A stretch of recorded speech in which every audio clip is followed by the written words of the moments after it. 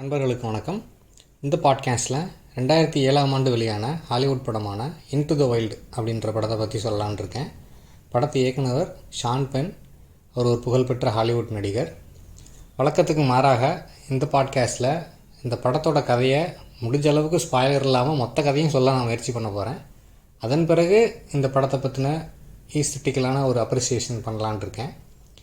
படத்தோட ஆரம்பத்தில் ஒரு அம்மா 50 வயசு மதிக்கத்தக்க ஒரு பெண் படுக்கையிலிருந்து அலறி அடித்து எந்திக்கிறாங்க. அவங்களோட கணவர் அவர் பக்கத்தில் அவரும் எந்திரிச்சு என்ன ஏதுன்னு விசாரிக்கிறாரு. அவங்க சொல்கிறாங்க, இந்த தடவை நான் கேட்டேன், உறுதியாக கேட்டேன். அவங்க பையன் பேரை சொல்கிறாங்க. அவன் பேசுகிறது எனக்கு கேட்டுச்சு, அவன் இங்கே தான் எங்கேயோ பக்கத்தில் இருக்கான் அப்படின்னு சொல்லி அவங்க சொல்கிறாங்க. அவர் ஆறுதல் சொல்கிறாரு. அதுக்கப்புறம் என்ன நடக்குது அப்படின்னா, அவங்களோட அந்த பையன், அவங்க தேடிட்டு இருக்கிற அந்த பையன் ஒரு ட்ரெயினில் ட்ராவல் பண்ணி போயிட்டுருக்கான். அந்த ட்ரெயினில் அவன் பேர் அங்கங்கே எழுதி வச்சுருக்கான், அலெக்சாண்டர் சூப்பர் ட்ராம்ப் அப்படின்னு சொல்லிட்டு. அவன் எங்கே ட்ராவல் பண்ணி போயிட்டுருக்கான் அப்படின்னா, அலாஸ்கா, கனடா தாண்டி இருக்கக்கூடிய அலாஸ்கா அப்படின்ற இடத்துல யூகான் டெரிட்டரி அப்படின்ற இடத்துக்கு அவன் போய்கிட்டு இருக்கான். கிட்டத்தட்ட அவன் வீட்டை விட்டு கிளம்பி 2 வருஷம் ஆயிடுச்சு. வீட்டை விட்டு கிளம்பினா அவன் படிப்பு முடிஞ்சதுலேருந்து அவன் 2 வருஷம் யாருக்கும் எந்த தகவலும் தெரியப்படுத்தாமல் அவனை அவன் கிட்டத்தட்ட மறைஞ்சு போயிட்டான் அப்படின்ற மாதிரி அவனை அவங்க அப்பா அம்மா தேடிட்டு இருக்காங்க. அவன் யார் கண்ணுக்கும் சிக்காமல் எல்லா அடையாளத்தையும் மறைச்சிட்டு அழிச்சிட்டு அவன் இப்படி உலகத்தை பார்க்கணும் அப்படின்றதுக்காக அவன் ட்ராவல் பண்ணி போயிட்டுருக்கான். அவன் ஏன் அங்கே போகிறான், அலாஸ்கா ஏன் போகிறான் அப்படின்னா, அவன் ஒரு பயங்கரமான படிப்பாளி, வெல்ரெட் அப்படின்னு சொல்ல தகுந்த ஒரு நபர். அவன் ஷேக்ஸ்பியர், தோரோ, டால்ஸ்டாய் எல்லாரையும் படித்தவன். அவனோட ஃபேவரட்டான புத்தகங்களில் ஒன்று ஜாக் லண்டன் எழுதின call of the wild. So call of the wild கதை ஒரு நாயை பற்றியது. அந்த நாயோட பேர் பக். நான் இன்டு த வைல்டு கதையை சொல்ல ஆரம்பித்து கால் ஆஃப் த வைல்டுக்கு போயிருக்கேன். இதை சொன்னால் தான் உங்களுக்கு ஏன் இந்த கான்டெக்ஸ்ட் புரியும், அதனால தான் நான் அதை சொல்கிறேன். கால் ஆஃப் த வைல்டு கதையில் பக் அப்படின்ற வீட்டில் வளர்க்கப்பட்ட ஒரு செல்ல நாய், செயின்ட் பெர்னார்டு அப்படின்னு சொல்லி ஒரு ப்ரீடு. அந்த நாயை ஒரு கும்பல் கடத்தி கொண்டு போய் அதை அடித்து பயங்கரமாக துன்புறுத்தி அதை ஒரு வண்டி இழுக்கக்கூடிய நாயாக மாற்றுவாங்க. இந்த பனி பிரதேசங்களில் வண்டி இழுக்கிறதுக்கு நாயை வச்சுருப்பாங்க, ஸ்லெட்ஜ் டாக்னு சொல்லுவாங்க.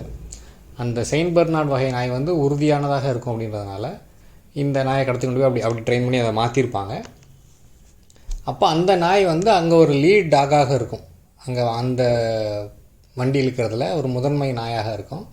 அப்புறம் அந்த கதையோட கதாநாயகன் பார்த்தா அந்த கதையில் பக்கு தான். பட் இன்னொரு முக்கியமான கேரக்டர், இந்த நாயை அவங்ககிட்டருந்து விலை கொடுத்து வாங்கி அவன் வச்சுருப்பான். அவன் கடைசியாக அந்த யூகான் டெரிட்டரிக்கு தான் போவான், அலாஸ்கா லெவலில். அப்போ அது கனடாவாக இருந்தது. அங்கே போயிட்டு அங்கே தங்கம் தேடுறதுக்காக போனவங்க. அங்கே போன இடத்துல இந்த நாய் அங்கே உள்ள ஓநாய்கள் கூட சேர்ந்து அது வைல்டாகவே மாறிடும். மனிதர்களுக்கு அது சாத்தியம் இல்லை. ஒரு விலங்கை பொறுத்த வரைக்கும் நீங்கள் புலிகளை வச்சு டாக்குமெண்ட்ரி படங்கள் இருக்குது, வளர்க்கப்பட்ட புலிகளை கொண்டு போய் திரும்ப காட்டில் விடுற மாதிரி சினிமா படங்கள் வந்திருக்கு. அந்த மாதிரி விலங்குகள் they will become wild again. அதுக்கான வாய்ப்புகள் உருவாகும் போது, அமைப்புகள் இருக்கும்போது. ஆனால் மனிதர்களால் அப்படி திரும்ப வைல்டாக முடியாது. திரும்ப நீங்கள் இயற்கையாக வாழணும் அப்படின்னா அதுக்கான பயிற்சி உங்களுக்கு வேணும். இப்போ இந்த நாய் அங்கே போய் விடப்பட்ட உடனே அங்கே போய் இருக்கும்போது அது கொஞ்சம் கொஞ்சமாக வைல்டாக மாறிடும். அதான் கால் ஆஃப் த வைல்டு அப்படின்றது அதான். ஸோ இதை படித்த இந்த யங் பாய், அலெக்சாண்டர் சூப்பர் ட்ராம்ப்னு தன்னைத்தானே சொல்லிக்கிற இந்த யங் ஃபெல்லோ அதை எக்ஸ்பீரியன்ஸ் பண்ணி பார்க்கணுன்னு நினைக்கிறான். அங்கே போய் இருந்து அந்த வாழ்க்கையை இந்த புத்தகத்தில் படித்தது போல் அங்கே போய் தனியாக இருந்து பார்க்கணும் அப்படின்னு சொல்லி அவன் ஃபீல் பண்ணுறான். அவனோட மொத்த பயணத்தோட கடைசி பகுதி இதிலிருந்து ஆரம்பித்து கதை முன்னும் பின்னுமாக ட்ராவல் ஆகுது. ஸோ இந்த இறுதி பகுதியாக, இறுதி அட்வென்ச்சராக இவன் அங்கே யூகான் டெரிட்டரி அங்கே வந்திருக்கான், கனடாக்கு அங்கே வந்துட்டான். ஸோ முதல் காட்சியில் அவன் போய் அங்கே இறங்கி நடந்து போகிறதா அந்த காட்சி. அப்போ அவனை கொண்டு அந்த ஸ்பாட்டில் இறக்கி விட்ட ஒரு டிரைவர் பூட்ஸ் எடுத்து கொடுப்பார். பூட்ஸ் எடுத்து கொடுத்து இதை நீ வச்சுக்கோ, ஒருவேளை நீ உள்ளேருந்து வெளியில் திரும்ப உயிரோடு வந்துட்ட அப்படின்னா அந்த பூட்ஸில் என்னோடய ஃபோன் நம்பர் இருக்குது, எனக்கு ஃபோன் பண்ணு அப்படின்னு சொல்லுவார். இந்த படம் அந்த கேள்வியோடு தான் ஆரம்பிக்குது. உள்ளே போன இந்த பையன் திரும்ப வந்தானா இல்லையா அப்படின்றது தான். ஸோ இன்டு த வைல்டு அப்படின்றது அதான். கால் ஆஃப் த வைல்டு படித்து இன்ஸ்பயர் ஆன ஒருத்தன் அந்த இடத்துக்கே வாழ்ந்து பார்க்க முயற்சி பண்ண கதை தான் இது. ஸோ இந்த பாயிண்ட்லேருந்து படம் பின்னாடி ட்ராவல் ஆகுது. 2 வருஷத்துக்கு முன்னாடி அவன் காலேஜ்லேருந்து கிராஜுவேட் ஆகிறான். அவங்க அப்பா அம்மா வந்து அவனுக்கு வந்து ஒரு புது கார் வாங்கி தரேன்னு சொல்கிறாங்க. அவன் மேற்கொண்டு படிக்கிறதுக்கு ஹார்வர்டில் போய் சட்டம் படிக்கிறதுக்கு அவங்க ஃபீஸ் கட்ட ரெடியாக இருக்கோன்னு சொல்கிறாங்க. பட் ஆனால் அவனுக்கு இது எதுவுமே வேண்டாம் அப்படின்னு சொல்லி அவன் சொல்கிறான். அவனுக்கு புது கார் வேண்டாம், படிக்க போலன்னு ஓப்பனாக சொல்லலை. பட் ஆனால் எந்த பொருளும் எனக்கு வேண்டாம், புது பொருள் எதுவும் எனக்கு வேண்டாம். ஸோ இந்த கதையை சொல்கிறது யார் அப்படின்னா அவனோட தங்கச்சி தான். படத்தில் அவனுக்கு உண்மையான பேர் ஒன்று இருக்குது, அதை நீங்கள் படம் பார்க்கும்போது தெரிஞ்சுக்கோங்க. அவனே அவனுக்கு வச்சுக்கிட்ட பேர் தான் அலெக்சாண்டர் சூப்பர் ட்ராம்ப். அப்போ அவன் தங்கச்சி தான் இந்த கதையை நமக்கு நேரேட் பண்ணுறாங்க, என்ன எக்ஸாக்டாக என்ன நடந்துச்சு அப்படின்னு சொல்லிட்டு. ஸோ இந்த பையன் அவங்க அப்பா அம்மா கூட முரண்படக்கூடிய, அவங்க சொல்கிற எதையும் ஏற்றுக்கிடாத, அவனுக்குன்னு ஒரு மாரல் கோடு வச்சுருக்கான். இது ஏன் இப்போ இப்படி ஆயிட்டான் அப்படின்றதுக்கான காரணங்கள் கதை போக்கில் அங்கங்கே சொல்லப்படுது. எப்படி இவன் வந்து பேரண்ட்ஸை இவ்வளோ ஹார்ஷாக ஜட்ஜ் பண்ணக்கூடிய ஒரு பையனாக மாறிட்டான் அப்படின்னு சொல்லிட்டு. ஸோ இவங்க வந்துட்டு அந்த பட்டமளிப்பு விழா எல்லாம் முடிஞ்ச பிறகு இவன் வந்து அவன் கையில் இருந்த $24,500 பணத்தில் வந்து 24,000 வந்து ஒரு சேரிட்டி டொனேஷன் கொடுத்துட்டு மீதி பணத்தை கையில் எடுத்துக்கிட்டு அவனோட எல்லா அடையாளங்களையும் அழிச்சிடுறான். ID card, credit card, social security முதற்கொண்டு அவன் வந்து அழிச்சிட்டு அவனோட காரில் கிளம்பி போகிறான். அப்போ வந்து சாப்டர் 1 மை ஓன் பர்த் அப்படின்னு சொல்லி சாப்டரைஸ், இது பேஸான புக், ஒரு ஜான் க்ரக்ககர் அப்படின்றவர் எழுதின புக்கிலிருந்து எடுக்கப்பட்ட திரைப்படம் இது. ஒவ்வொரு சாப்டராக, முதல் சாப்டர் வந்து மை ஓன் பர்த்ன்னு சொல்லி டைட்டில் வச்சுருக்காங்க. அவன் காரில் கிளம்பி வர்றான்.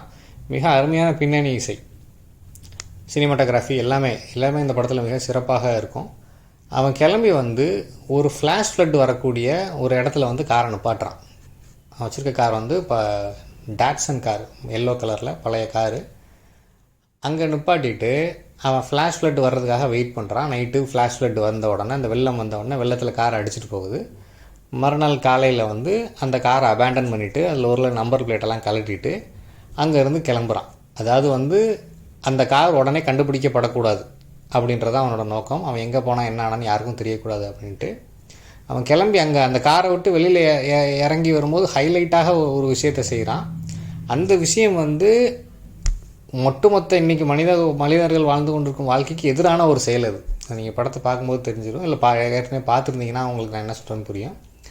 ஸோ அந்த ஒரு செயலை செஞ்சுட்டு இப்படி ஒருத்தன் இருப்பானா அப்படின்ற ஒரு கேள்வியை உருவாக்கிட்டு அவன் அங்கேருந்து கிளம்பி வர்றான். வந்து ஒரு புது வாழ்க்கை, அதனால தான் மை ஓன் பர்த், புதிதாக அவன் வந்து பிறந்திருக்கான். He is going to live his life on his own terms அப்படின்ற மாதிரி. அவனுக்கு எந்த டைம் டேபிளும் கிடையாது, எந்த கட்டுப்பாடும் கிடையாது, எந்த வேலையும் கிடையாது, யாருக்கும் அவன் மாத சம்பளத்துக்கு வேலை பார்க்கல, அவன் வந்து அவனாக இருக்கான், அவனாக அந்த வாழ்க்கையை வாழ்ந்து பார்க்க போகிறான் அப்படின்னு சொல்லிட்டு. அப்போ அவன் பயணத்தை தொடர்றான். நடந்து லிஃப்ட்டு கேட்டு, ஆள்கிட்ட லிஃப்ட்டு கேட்டு, அப்படியே அவன் வந்து அமெரிக்கா வந்து மிகப்பெரிய நிலப்பரப்பு. அவன் வந்து அதை மொத்தத்தையும் சுற்றி பார்க்கணும் அப்படின்ற ஒரு எண்ணத்தில் தான் அதை ஆரம்பிச்சிருக்கான். அவனோட வாய்ஸையும் நம்ம கேட்குறான். அவன் தங்கச்சி வெளியிலேருந்து இந்த கதையை சொல்கிறாங்க. அவனோட பகுதி வரும்போது அவன் என்ன நினைக்கிறான் அப்படின்னு சொல்லிட்டு இதை ஒரு ஸ்பிரிச்சுவல் ஜேர்னியாக முன்னெடுக்கிறான். நீங்கள் ஹெர்மன் ஹெஸ்ஸே எழுதின சித்தார்த்தா அப்படின்ற ஒரு நாவல் இருக்குது. அதில் வந்து சித்தார்த்தனோட பயணத்தை தான் நம்ம பார்க்குறோம். 13 வயசில் இருந்து வீட்டை விட்டு கிளம்பி போன அவன் வந்து 60 வயசாகும்போது அவன் எப்படி மாறிட்டான் அப்படின்ற மாதிரி, எப்படி அவன் எதன் வழியாகலாம் ட்ராவல் பண்ணி அந்த இடத்துக்கு வந்தான். அலெக்சாண்டர் சூப்பர் ட்ராம்ப் ஒரு அமெரிக்கன் சித்தார்த்தா. அவனோட வாழ்க்கையோட அர்த்தத்தை கண்டுபிடிக்கிறதுக்கு தான் கிளம்பி இந்த பயணம் போகிறான். அவனோட இந்த முதல் பயணத்தோட முதல் பகுதியில், முதல் சாப்டரில் அவன் வந்து கலிஃபோர்னியாவில் ட்ராவல் பண்ணிகிட்டு இருக்கும்போது பெரும்பாலும் நடந்தே போகிறான். ஆட்கள் லிஃப்ட்டு கொடுத்தா ஏறிக்கிடுவான். என்ன கிடைக்கோ அதை சாப்பிடுவான். அவன் கையில் பணமே கிடையாது. அவன் வந்து புத்தகத்தை படித்து எதெல்லாம் எடிபிள் பிளான்ட்ஸோ எடிபிள் ஃப்ரூட்ஸோ எதெல்லாம் கையில் கிடைக்கோ அதெல்லாம் சாப்பிடுவான். அப்படி இருக்கும்போது வந்து ஒரு ட்ராம்ப் கப்பிளை மீட் பண்ணுறான். Hippie couple. அவங்க ஒரு காலத்தில் ஹிப்பியாக இருந்திருப்பாங்க. அவங்கள வந்து ரப்பர் ட்ராம்ப்னு சொல்லிக்கிறாங்க. என்னென்னா அவங்க ஒரு வேன் வச்சுருக்காங்க. வேனில் அவங்களுக்கு வேண்டிய பொருட்கள் எல்லாம் இருக்கும். அவங்களும் ட்ராவல் பண்ணிகிட்டே இருப்பாங்க. அவங்க தங்குறதுக்கான இடம் அங்கங்கே இருக்கும். அங்கே அந்த சிவிலைசேஷன்லேருந்து சிட்டிஸுக்கு வெளியில் அவுட்ஸ்கர்ட்ஸில் இருக்கும். அங்கே தங்கியிருப்பாங்க. அவங்க பேர் வந்து ஜெய்னி அண்ட் ஜேன். ஜெய்னி ஆணோட பேர், ஜேன் வந்து பெண்ணோட பேர். அவங்க இவனுக்கு லிஃப்ட்டு கொடுக்குறாங்க. அவன் அந்த பெண்ணுக்கு ஜெயனுக்கு வந்து இவனை பார்த்த உடனே அவங்களுக்கு அவங்க அவங்கள விட்டு போனால் பையனோட ஞாபகம் வந்துடுது. அவங்க பையனை 2 வருஷமாக மீட் பண்ணலை. அதனால் இவனை பார்த்த உடனே அவங்களுக்கு உடனே புரிஞ்சிருது என்ன நடக்குதுன்னு சொல்லிட்டு, இவன் என்ன பண்ணிகிட்ருக்கான் அப்படின்றது புரிஞ்சுது.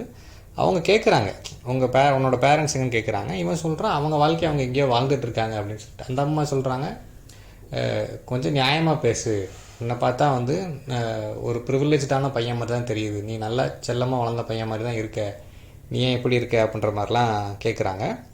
அவங்க அவனுக்கு ஒரு நாள் அடைக்கலம் கொடுக்குறாங்க. அவங்க கூட 1 or 2 days தங்கியிருக்கான். அவங்க கூட அவனுக்கு சாப்பாடு கொடுக்குறாங்க. அவங்க கூட கூட்டிகிட்டு போக ரெடியாக இருக்காங்க. அண்ட் அவங்களுக்குள்ளே இந்த பையனை பார்த்த உடனே அவங்க 2 பேருக்குள்ளே ஒரு சண்டை வந்துடுது. அது சட்டிலாக இருக்குது படத்தில். அண்டு வந்து இவன் அதை சால்வ் பண்ணி வச்சுட்டு அவங்கக்கிட்ட சொல்லாமல் மறுநாள் காலையில் கிளம்பி அவனோட பயணத்தை ஆரம்பிச்சிடுறான். அடுத்து 2வது சாப்டருக்கு பேர் வந்து அடலசன்ஸ் அப்படின்னு சொல்லி வச்சுருக்காங்க. ஸோ இப்போது இந்த ஒவ்வொரு சாப்டரோட ஆரம்பத்துலேயும் இந்த படம் அவன் அங்கே என்ன பண்ணிகிட்ருக்கான், அலாஸ்காவில் என்ன நடந்துச்சு அப்படின்றத ஒரு ப்ரீஃபாக காட்டிட்டு, அங்கே அலாஸ்காவில் வந்து அவன் இறங்கினப்போ அங்கே வந்து நிறுத்தி வைக்கப்பட்ட ஒரு பஸ்ஸை கண்டுபிடிச்சிருப்பான். அந்த பஸ்ஸுக்குள்ளே வந்து மனிதர்கள் தங்குவதுக்கு ஏற்ற மாதிரி எல்லாத்தையும், அந்த இன்ஜின் எல்லாத்தையும் எடுத்து போட்டு அதை உள்ள ஒரு செட்டு மாதிரி போட்டு வச்சுருப்பாங்க. பெட்டு, அடுப்பு எல்லாம் வச்சுருப்பாங்க.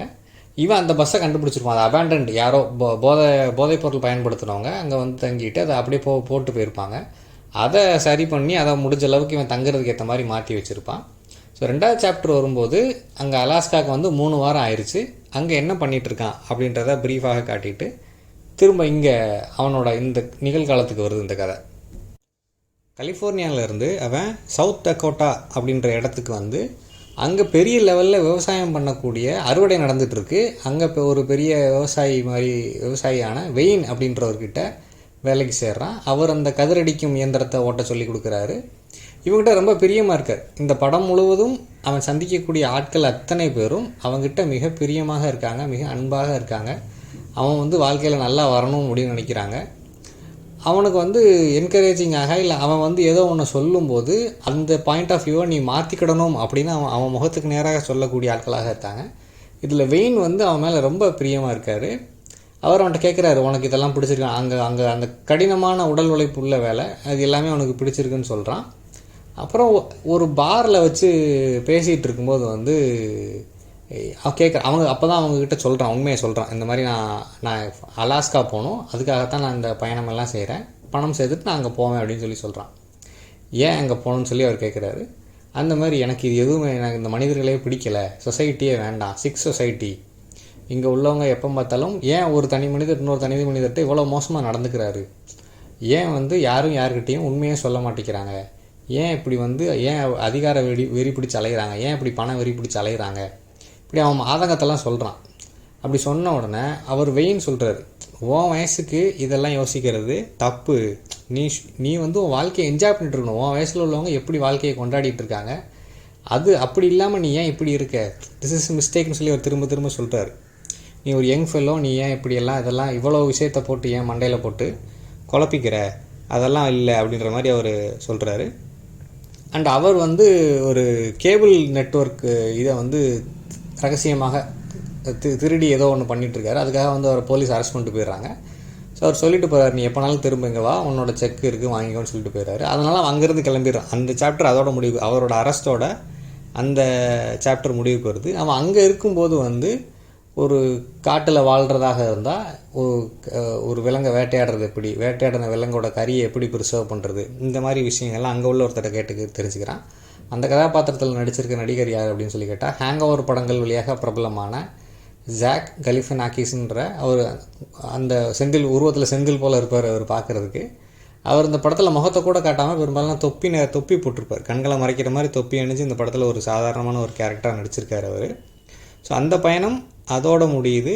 அவன் அங்கேருந்து அடுத்த பயணத்துக்கு தயாராகிறான். இது முடிஞ்ச உடனே சாப்டர் 3 ஆரம்பிக்குது. சாப்டர் 3ஓட தலைப்பு மேன்ஹுட். இப்போ இது ஆரம்பிக்கும்போது திரும்ப அங்கே மேஜிக் பஸ்ஸுக்கு அங்கே வருது. அவன் கண்டுபிடிச்ச பஸ்ஸுக்கு அவன் மேஜிக் பஸ்ஸுன்னு பேர் வச்சுருக்கான். அங்கே 7 வாரம் ஆயிடுச்சு. அங்கே அலாஸ்கா வந்து அங்கே என்ன பண்ணிகிட்ருக்கான், அங்கே வந்து ஒரு பெரிய மானை வேட்டையாடுறான். மூஸ்ன்னு சொல்லக்கூடிய அந்த மான், அது கிட்டத்தட்ட இப்போ ஒரு எருமை அளவுக்கு அது பெருசாக இருக்கும், பெரிய காளமாடு அளவுக்கு இருக்கும்.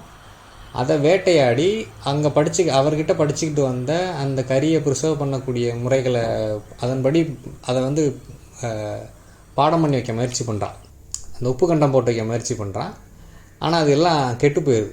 அப்போ அவனுக்கு குற்ற உணர்ச்சி ஆயிடுது. இவ்வளோ பெரிய விலங்கை கொன்று அதை வந்து நம்மளால் இது பண்ண முடியல, அதை நம்மளும் சாப்பிடணும். இப்படி கடைசியில் அதை ஓனாயும் கழுகு வந்து திங்குது. திரும்ப ஜெயன் அண்ட் ஜெயினி எங்கே தங்கியிருப்போன்னு சொன்னாங்களோ அந்த இடத்துக்கு ட்ராவல் பண்ணி வர்றான். அவங்களுக்கு இவனை திரும்ப பார்த்ததில் சந்தோஷம். அங்கே தங்கியிருக்கும்போது வந்து அங்கே ஒரு இளம் பெண் இருக்காங்க, அவங்க கூட நல்லா பழகுறான். அந்த பெண் இவனோட ஃபிசிக்கலாக இன்டிமேட் ஆகணும்னு சொல்லி நினைக்கிறாங்க.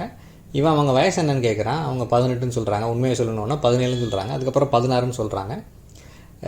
ஃபிசிக்கல் இன்டிமசிக்கு மேலே வாழ்க்கையில் விஷயங்கள் இருக்குது, நம்ம சேர்ந்து செய்கிறதுக்கு விஷயங்கள் இருக்குதுன்னு சொல்லிட்டு அவங்க வந்து ஒரு பாடகர் அப்படின்றதால அவங்க கூட சேர்ந்து ஒரு பாட்டு பாடுறான். அங்கே நடக்கக்கூடிய ஒவ்வொரு நாள் இரவும் நடக்கக்கூடிய கச்சேரியில்.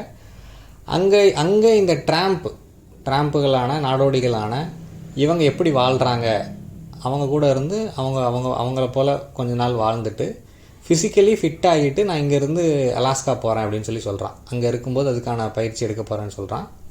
ஸோ இந்த பகுதிகள் இங்கே வந்து இந்த ட்ராம்போட அங்கே கொஞ்ச நாள் ஒரு குடும்பமாக அவங்க இருக்கிற இடத்துல இருந்து அடுத்த கட்ட பயணத்துக்கு ரெடியாகும்போது இது சாப்டர் 4 கீழே வருது. இந்த சாப்டர் வந்து ஃபேமிலி அப்படின்னு சொல்லி டைட்டில் வச்சுருக்காங்க. இது முடியும் போது அங்கே அவன் அலாஸ்காவில் தங்கியிருக்க இடத்துல வந்து 9 வாரம் ஆயிடுச்சுன்னு சொல்லி காட்டுறாங்க. அங்கே வந்து அங்கே இருக்கும்போது அவன் டால்ஸ்டாய் எழுதுனா ஃபேமிலி ஹாப்பினஸ் அப்படின்ற புக்கை படிக்கிறான். படிச்சுட்டு இருக்கும்போது அதில் டால்ஸ்டாய் எழுதுனதை படிக்கிறான். அவர் வந்து ஒரு மிக அமைதியான கிராமத்தில் ஒரு வாழ்க்கை, துணைக்கு நீ, குழந்தைகள், இப்படி மற்றவங்களுக்கு பிரயோஜனமான ஒரு வாழ்க்கை வாழணும் அப்படின்ற மாதிரி அதில் ஒரு வரியை படித்தோன்னா அவனுக்கு ஒரு மனமாற்றம் வந்துடுது. ஸோ அங்கேருந்து கிளம்பலாம் அப்படின்னு சொல்லி முடிவு பண்ணி அவன் கிளம்பி வரும்போது அவன் கிளம்ப முடியாத அளவுக்கு அவன் தாண்டி போனபோது அவன் உள்ளே போகும்போது உறைஞ்சி கிடந்த ஆறு வந்து இப்போ பெரிய காட்டாராக மாறி ஓடிக்கிட்டு இருக்கு. அதனால் அவனால் தாண்டி வர முடியல. அப்போ திரும்ப அவன் அந்த பஸ்ஸிலேயே திரும்ப போய் தங்கிறதுக்கு போயிடுறான். இதுக்கப்புறம் படத்தோட இறுதி சாப்டர் கெட்டிங் ஆஃப் விஸ்டம் அப்படின்னு சொல்லிட்டு சாப்டர் 5 இது. அலெக்சாண்டர் அவன் வெயின்கிட்டேருந்து கிளம்பி திரும்ப ஜெயன் அண்ட் ஜெயினியை பார்க்குறதுக்கு நடுவில் வந்து அவன் இந்த கயாக்குன்னு சொல்லக்கூடிய அந்த போட்டில் வந்து ஒரு மிகப்பெரிய பயணத்தை மேற்கொள்கிறான். முதல்ல வந்து அதுதான் அந்த 3ஆவது சாப்டரோட கதை. அதுதான் அவன் போய் கேட்கும்போது அந்த ரிவர் ராஃப்டிங் அதில் போகிறதுக்கு கேட்கும்போது, நீ இப்போ ரிஜிஸ்டர் பண்ணி வச்சா 2003 தான் ராஃப்டிங் போக முடியும்னு சொன்ன உடனே அப்போ 12 வருஷம் வெயிட் பண்ணணுமான்னு கேட்குறான். இப்போ கதை வந்து 1991 நடக்குது. அவன் வந்து ரகசியமாக ஒரு ராஃப்டை விலை கொடுத்து வாங்கிட்டு ஒரு ரகசியமான பகுதியிலேருந்து ரிவரில் இறங்கி அவன் பயணத்தை ஆரம்பிக்கிறான். அதில் 2 ஃப்ரீக்கியான கேரக்டர்ஸை மீட் பண்ணுறான். அவங்களும் அவங்க கூட அந்யோன்யமாக தான் இருக்காங்க, ஒரு யங் கப்புள் அவங்க. அப்புறம் அங்கே அந்த பெர்மிஷன் இல்லாமல் ரிவரில் அந்த கயாக் பண்ணுறவங்கள, அந்த ராஃப்டிங் பண்ணுறவங்கள பிடிக்கிறதுக்கு போலீஸ் வர்றாங்க. அவங்கக்கிட்டேருந்து மறைஞ்சு போகிறான். இப்படியே பயணம் பண்ணி இந்த நதி வழியாகவே பயணம் பண்ணி மெக்சிகோ வரைக்கும் போயிடுறான். மெக்சிகோவில் கொஞ்ச நாள் தங்கி இருந்துட்டு திரும்ப அமெரிக்காவுக்கு அங்கேருந்து வரக்கூடிய ட்ரெயின் வழியாக திருட்டுத்தனமாக ஏறிங்க வந்துடுறான். இந்த ட்ரெயின்களில் பயணம் பண்ணும்போது ஒரு தடவை ஒருத்தர் பிடிச்சி அவனை ரொம்ப பயங்கரமாக அடித்து போட்டு இந்த காயமெல்லாம் சரியான பிறகு தான் அவன் வந்து திரும்ப ஜெயன் அண்ட் ஜெயினிக்கிட்டே வர்றான். ஸோ இந்த மற்றதெல்லாம் முடிஞ்சு அவங்கக்கிட்டேருந்து கிளம்பி அவன் திரும்ப யாரை சந்திக்கிறான் அப்படின்னா, ரான் அப்படின்ற அவன் சந்திச்சுட்டு வர்ற கேரக்டர்கள்லேயே மிக வயதான கேரக்டர் இதுதான். ஆரம்பத்துலேருந்து வரும்போது எல்லோரும் நான் ஏற்கனவே சொன்னேன், மிக மிக அவனை வந்து கனிவாக அன்பாக தான் நடத்துகிறாங்க, மரியாதையாக தான் நடத்துகிறாங்க. இதில் கடைசியாக அவன் ரானை மீட் பண்ணுறான். ரான் வந்து ரான் ஃப்ரான்ஸ் அவர் பேர். அவர் இராணுவத்தில் பணியாற்றி ஓய்வு பெற்றவர். அவர் 1957ன்னு சொல்கிறார். 57ஆம் வருடம் அவரோட மனைவியும் மகனும் அமெரிக்காவில், அவர் ஜப்பானில் ஓக்கினாவா அப்படின்ற இடத்துல அவர் இருக்கார். 1957 மனைவியும் மகனும் இங்கே அமெரிக்காவில் நடந்த கார் விபத்தில் இறந்து போயிட்டாங்கன்னு சொல்கிறாரு. ஸோ அவர் வந்து கிட்டத்தட்ட குடித்து அழிஞ்சிடலாம் அப்படின்ற நிலைமையில் அப்படி ஒரு குடிகாரனாக இருந்தப்போ அது எல்லாத்தையும் கைவிட்டுட்டு திரும்ப நான் வந்துட்டேன் அப்படின்னு சொல்கிறார். இவனை தெரிஞ்சுக்கிட முயற்சி பண்ணுறார். இவன் ஏன் இப்படி இருக்கான், ஒரு நல்ல படித்த பையனாக இருக்கான். நான் சொல்கிறான், அவர்கிட்ட என்ன சொல்லுவான் அப்படின்னா, நான் காலேஜெல்லாம் படிச்சிருக்கேன், எனக்கு இந்த கரியர் இதெல்லாம் வந்து 20th சென்ச்சுரி கண்டுபிடிப்பு, 20ஆம் நூற்றாண்டோட கண்டுபிடிப்பு, எனக்கு இந்த வேலை இது எதுவுமே எனக்கு வேண்டாம், நான் I am happy as I எம்ன்ற மாதிரி சொல்கிறான். இப்படி இருக்க தான் எனக்கு மகிழ்ச்சி, இப்படி டர்ட்டில் இப்படி அழுக்கில் வந்து கிடக்கிறதா அவனுக்கு மகிழ்ச்சின்னு அவர் கேட்குறாரு. ஆமாம், I am here by choice அப்படின்ற மாதிரி சொல்கிறான். ஸோ அவர் இவன் மேலே ஒரு பிரியமாக இருக்கார். அவர் வந்து தோல் பொருட்கள் செய்கிறார், இல்லை தோல் வச்சு பொருட்கள் செஞ்சு கொடுக்கக்கூடிய ஒரு வேலையும் செய்கிறாரு. ஸோ இவனுக்கு அதை சொல்லி கொடுக்குறாரு. இவன் அதை வச்சு ப்ராக்டிஸ் பண்ணுறான். ஒரு பெல்ட்டில் வந்து அவனோட பயணத்தை அவன் வந்து மார்க் பண்ணுறான். தோல் பெல்ட்டில் அவன் எங்கேருந்து ஆரம்பித்து எது வழியெல்லாம் பயணம் பண்ணி வந்திருக்கான் அப்படின்றத வந்து அதில் சித்திரமாக அவன் வந்து செய்கிறான். அவர்கிட்ட அதை சொல்கிறான். ஸோ இவங்க 2 பேருக்கு இருக்கக்கூடிய அந்த கிட்டத்தட்ட ஒரு தாத்தா பேரன் லெவலில் இருக்கக்கூடிய அந்த உரையாடல், அவர் வாழ்க்கையில் முதிர்ந்த ஒருத்தர் வந்து மிக மிக ஆரம்ப கட்டத்தில் இருக்கக்கூடிய ஒருத்தர் வந்து, அதாவது வாழ்க்கையை அவர் உண்மையாகவே வாழ்ந்து அனுபவிச்சிட்டவர். இவன் புத்தகத்தின் வழியாக மட்டுமே வாழ்க்கையை அறிஞ்சிருக்கான். நடைமுறை அறிவு வேணும் அப்படின்னு சொல்லி தான் இந்த பயணத்தை ஆரம்பித்தான். ஸோ அவனோட கடைசி கட்ட பயணம் மட்டும் தான் மிச்சம் இருக்குன்னு அவர்கிட்ட சொல்கிறான். நான் அலாஸ்கா போயிட்டு வரணும், அதுதான் என்னோட இது அப்படின்னு சொல்கிறான். என்னோடய idea of accomplishing my spiritual journey, இதை கம்ப்ளீட் பண்ணுறதுக்கு நான் அலாஸ்கா போயிட்டு வரணும் அப்படின்னு அவர் வந்து கடைசியாக அவங்ககிட்ட ஒரு வேண்டுதல் வைக்கிறார், ஒரு ரெக்வஸ்ட் பண்ணுறார் இந்த பையன்கிட்ட. அந்த பையன் சொல்கிறான், நான் போயிட்டு திரும்ப வந்த பிறகு அதை பற்றி பேசுவோம் அப்படின்னு சொல்லிட்டு. இதெல்லாம் ரொம்ப ரொம்ப உருக்கமான காட்சி, பின்னணி இசை எல்லாமே நீங்கள் அந்த படத்தை பார்க்கும்போது தெரியும். இல்லை பார்த்துருந்தீங்கன்னா நான் என்ன சொல்லிட்டு இருக்கேன்னு உங்களுக்கு தெரியும். ஸோ அந்த உணர்ச்சிகரமான உறவுலேருந்தும் இவன் வெளிநடப்பு செய்கிறான். கிட்டத்தட்ட அப்படி தான் ஒவ்வொரு இடத்துக்கும் போகிறான், ஆட்கள்கிட்ட பழகிறான், அங்கேருந்து நடக்க ஆரம்பிச்சிட்றான். அது அவனோட spiritual growth as well as emotional growth. அப்போ இங்கேருந்து கிளம்பி தான் கடைசியாக அவன் அலாஸ்காவுக்கு வந்தது. ஸோ இப்போது அந்த படம் வந்து அந்த ப்ரெசண்ட்டுக்கு வந்துடுது. கடந்த காலம் நிகழ்காலம் மாறி நிகழ்காலம்ன்றது அவன் வந்து அங்கே அலாஸ்காவில் இருக்கிறது தான். கடந்த காலம் 2 வருடங்களாக அவன் பிறந்து 1968ஆம் வருடம், இப்போ 1992ஆம் வருடம். 1990 தொடர்ந்து பயணம் பண்ணிகிட்ருக்கான். இப்போ 92 அந்த அலாஸ்கா பயணத்தோட இறுதிக்கு வந்துடுது. அந்த பயணத்தின் இறுதியில் அவனுக்கு என்னாச்சு, அவன் அங்கேருந்து வெளியில் வந்தானா அப்படின்றதான் மீதி படம். ஸோ இதை நான் வந்து கிளைமேக்ஸை வந்து நான் அப்படி ஓப்பனாகவே விட்டுறேன். நீங்கள் ஏன்னா பார்த்துருந்தா ஓகே, பார்க்காத பட்சத்தில் இது உங்களுக்கு வந்து ஒரு ஸ்பாய்லராக இருக்கக்கூடாது. இதை நீங்கள் பாருங்கள். இனி அடுத்த பகுதியில் வந்து இந்த படத்தை பற்றின மேலதிகமான டிஸ்கஷன் பேசலான்ட்டு இருக்கேன். அதையும் கேளுங்க. தேங்க்யூ.